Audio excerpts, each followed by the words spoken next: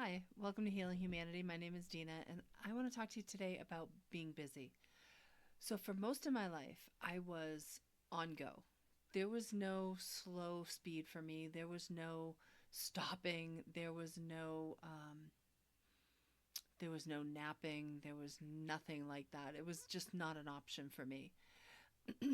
And recently, I have been learning about the Sabbath and learning more about why it's important to take a day every single week and just rest. The Sabbath officially, I probably have talked about this before, but it officially starts Friday evening at sundown and goes to Saturday evening at sundown.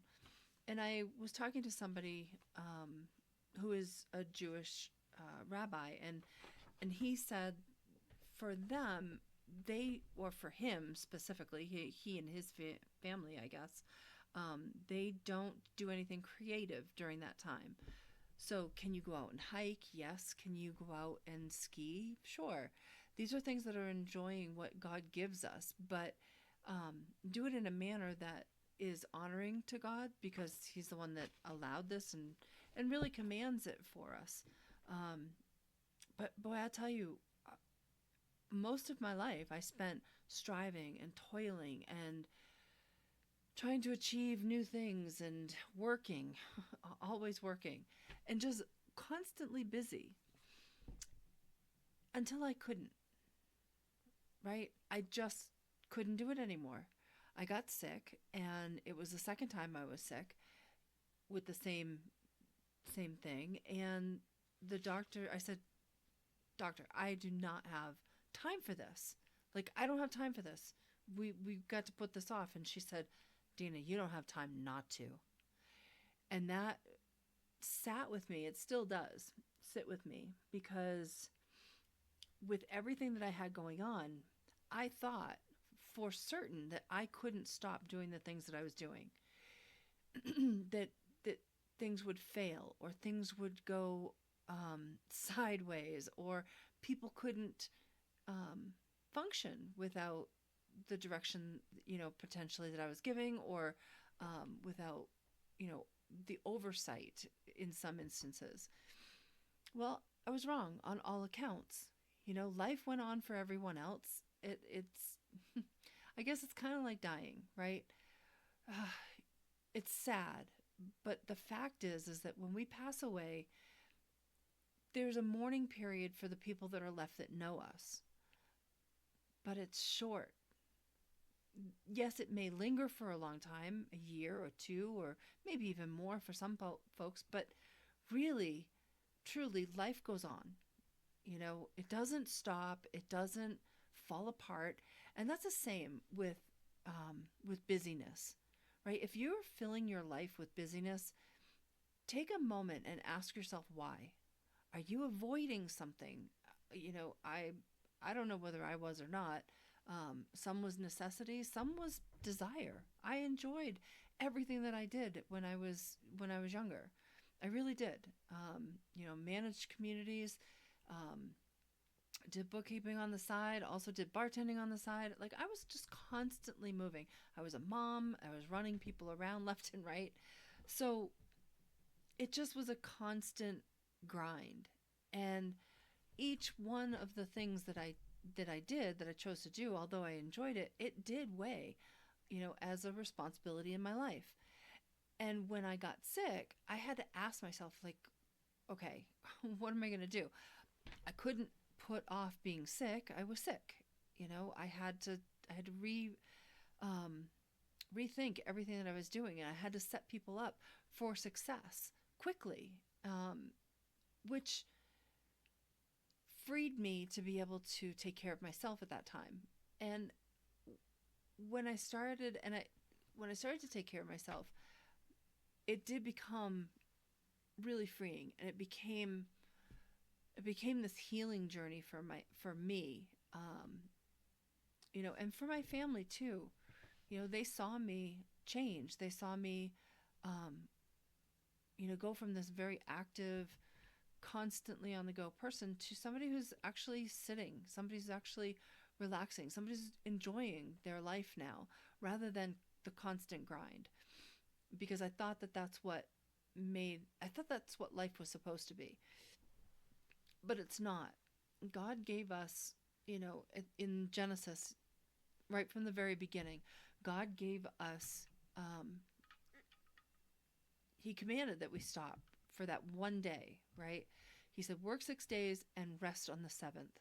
And the seventh happens to be, come to find out, the um, Friday at sundown to Saturday at sundown.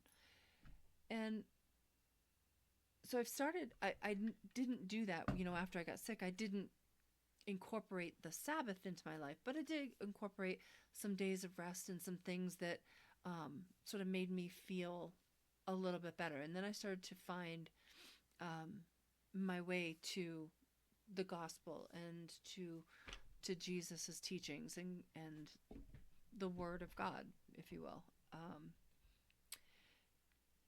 And just recently is when I found out more about the Sabbath, and I've been using that in my life, and I can tell you that there is a tremendous difference. There's less anxiety in my system. There is um, less of a need to strive, less of a want to strive, because the more that I take that Sabbath day rest, the more I want it.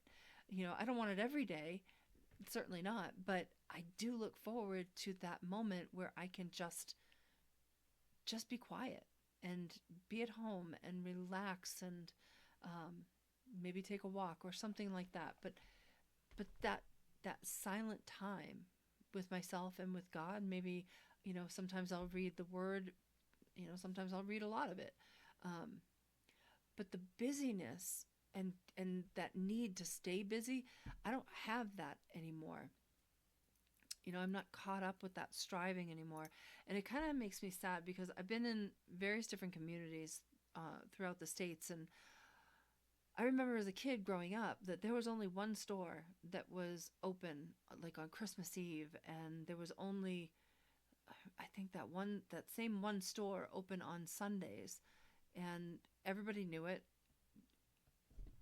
And we accepted that, right? And I don't know where or why things changed where all the stores or many of the stores are open on Sundays. I respect those communities that actually close their businesses down on Sundays. I don't know whether they should, make it Friday to Saturday now or just continue with Sunday. That's a business thing, but I think honoring that one day's rest is really, really important. And I think as a community, it would be important for the business owners, right? As a business owner, previously myself, I tried not to work on Sundays to keep that for my family and my friends and whatever activities I needed to take care of. But I did try not to, later in my years, tried not to work on Sunday. I thought that was the Sabbath. I thought that was the time that people were supposed to spend with their families and rest and have dinner together, sit around the table together. And we did that as a family. We did, my girls and we did a lot of family dinners, and I made sure that everybody sat around the table, no phones at the table, that we were engaged with one another as much as possible. No newspapers at the table, no phones at the table, that we had to engage in conversation. And we did that on Sundays. So we started many years back, we did Sunday dinners together. And that was a great time. I really always looked forward to that, and what saddened me and what sort of brought that to an end was various different things. But a lot of the times the girls had to work. They got older and, were starting their own families and working in jobs that required them to work. And I was very sad about that. I was sad for them, but I was also sad for me because we weren't able to keep that connection as a family. And I thought, I don't know, it always bothered me, and it wasn't their fault. It wasn't the girls' fault. It was the companies that they worked for, making it mandatory that they work. And I just think that as business owners, we have a choice to make, and every single business owner is faced with the same decisions. What hours are we going to stay open, and what hours will we stay closed? And I think when we start to honor what God had intended for our lives, I've actually heard stories just recently that when a couple business owners cut back and only stayed open for these certain number of hours and honored a Sabbath day, um, their business actually grew. And I've heard that twice now. Stories of the same thing. They cut back and the business grew. And I think that needs to be understood, that if you're striving and you need the money and you want the money, that's okay. But understand that God takes care of all of us. And if you try to cut back and try to diminish the busyness and the striving and the grind, right? That you will start to see that God will move in your life and make it okay. It may not happen just like that, but I guarantee you, you will start to see business increase where you can actually enjoy the business more because you're not fighting for that money. It's going to come naturally, and you don't have to strive for it. I would just encourage you to try it, to reassess what you're doing in your business, um, and reassess the purpose of why you're doing the things that you're doing. I did, and I'm glad. I'm glad that I got sick, and I know that sounds funny. It was cancer, and um, somebody looked at me strangely, and I said, "No, really, I am glad that it happened because thank God mine was treatable." Um, but like I said, I had it twice, so it scared the living daylights out of me. Um, but the second time, and then reassessing my life and what I was doing and why I was doing the things that I was doing, and what I was going to do from here on out, I look back and I'm glad that it happened. I'm glad that I took that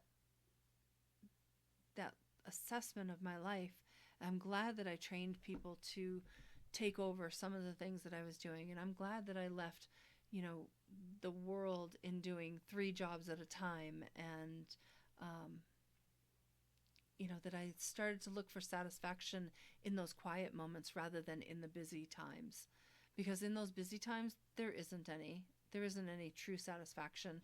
It's a constant grind. And, when you're building things, or when you are looking at, running a business and that kind of thing, and I get that. I get that it takes a lot of work to start that up. But at the same time, you have to be healthy enough to be able to continue that. So I don't know, it just sat on my heart today. I'm in a community that is filled with some very intelligent people and have built some amazing businesses, both profit and nonprofit. It's just a wild thing to see, and it's a great. There's some great examples here of some wonderful people, and there are some that are honoring the Sabbath. This is a community much unlike the rest of America that honor the Sabbath, that take a day off, that don't push their employees to the brink of you know bodily or mental failure, and they're doing very, very well. And community that I went to in Michigan, Mackinac Island, many of the businesses there will close on the Sabbath, for Sunday for them. And even some of them, you can feel the difference in the store when you walk in. It's just a calmer place. I can't really explain it. But if you understand energy, you probably understand what I'm talking about. You just walk in and it's just got a purity to it. It's kind of a strange feeling, but and in some of them even will play Christian music, which I thought was really wonderful. And those were some of the ones that just thrived tremendously. And it's a small island. For them to thrive as the way that they were and to make the profits that they were making just seemed astronomically not possible. But it was. So, yes, it's important to make money. Yes, it's important to, if you want to build a business, sure. But I would just say, Look at the purpose of why you're doing the things that you're doing.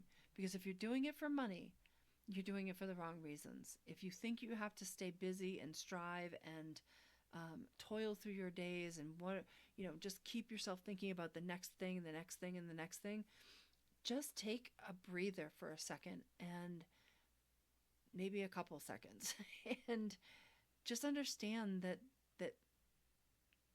like ask yourself why you're doing what you're doing and maybe start to reassess, start to give time back to the Lord and see how things start to turn around. Write it down. I'll bet it will. The stories I hear, it seems to have worked for other people, and I would just encourage you to try it.